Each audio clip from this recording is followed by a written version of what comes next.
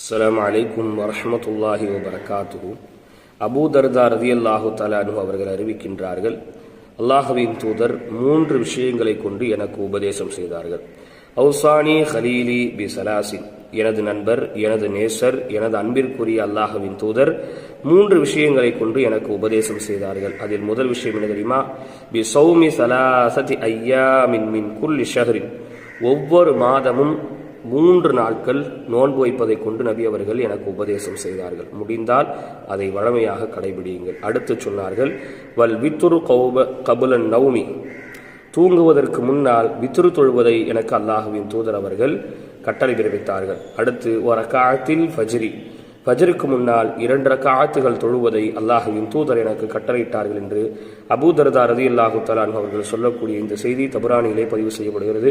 முடிந்தால் இந்த 3 செய்தியும் வழமையாக செய்துவார்கள், அல்லாஹ்வின் நெருக்கத்தை பெறுவோம்.